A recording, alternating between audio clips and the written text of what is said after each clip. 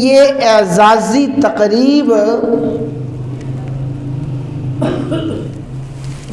عظیم الشان بھی تھی، فقید المثال بھی تھی، اور لاجواب بھی تھی۔ یہ الفاظ کوئی ادیبانہ، خطیبانہ اور شاعرانہ تخیل نہیں ہے، ان الفاظ میں ذرہ برابر بھی مبالغہ نہیں ہے، بلکہ زمین و آسمان کے رب کی قسم ہے کہ یہ الفاظ 100% حقیقت اور صداقت پر مبنی ہیں۔ اس لیے کہ اس تقریب سے بڑھ کے کون سی تقریب عظیم الشان ہو سکتی ہے کہ جس تقریب کے داعی اور میزبان اللہ رب العالمین ہوں، جس کے شرکاء انبیاء و مرسلین ہوں، اور جس کے مہمان خصوصی رحمت للعالمین ہوں، صلی اللہ تعالی علیہ وسلم۔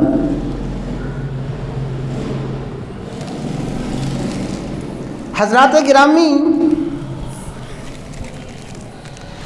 آپ نے دنیا میں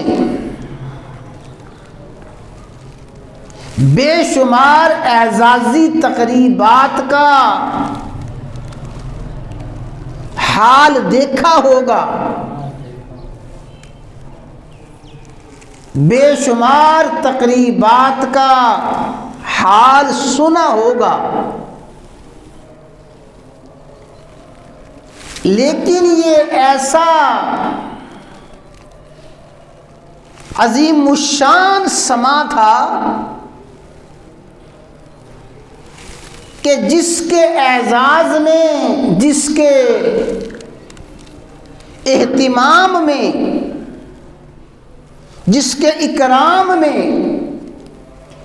یہ تقریب منعقد کی جا رہی ہے، ابھی تک روئے زمین پہ اس کے وجود کا ظہور نہیں ہوا، ابھی تک روئے زمین پر اس کی تخلیق اور پیدائش کا اظہار نہیں ہوا۔ ایسی تقریبات تو ہم نے، آپ نے بے شمار دیکھی اور سنی ہے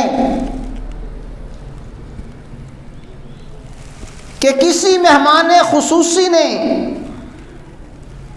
انتہائی محنت کر کے، جد و جہد کر کے اپنا نام کمایا، انتہائی کوشش کر کے کوئی عظیم کارنامہ سر انجام دیا،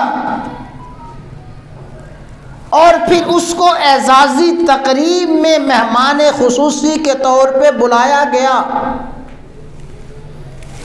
لیکن ایسی آپ نے اعزازی تقریب نہ کوئی سنی، نہ کوئی دیکھی، نہ اس کی کوئی مثال ہے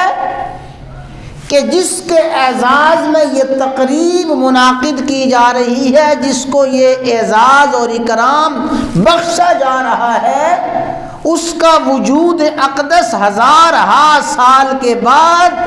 روئے زمین پہ ظاہر ہونے والا ہے۔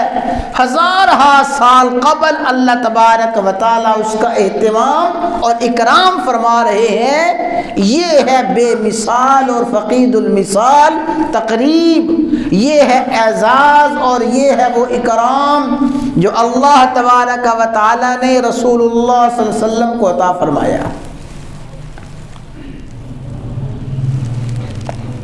یہ اعزازی تقریب کیا تھی؟ اس اعزازی تقریب کا تمغہ، اور اس اعزازی تقریب کا تاج کیا تھا؟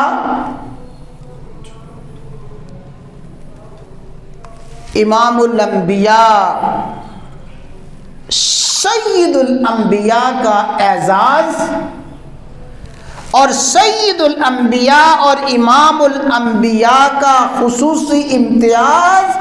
اللہ تعالیٰ نے اس تقریب میں رسول اللہ صلی اللہ علیہ وسلم کو عطا فرمایا۔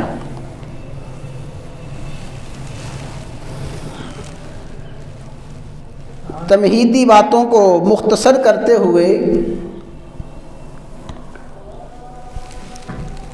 تفصیلات کو عرض کرتے ہیں، پھر انشاءاللہ العزیز اس موضوع کے انتخاب کی جو بنیادی وجہ ہے وہ عرض کی جائے گی۔ اللہ تعالیٰ نے اس تقریب کا اہتمام عالم ارواح میں فرمایا۔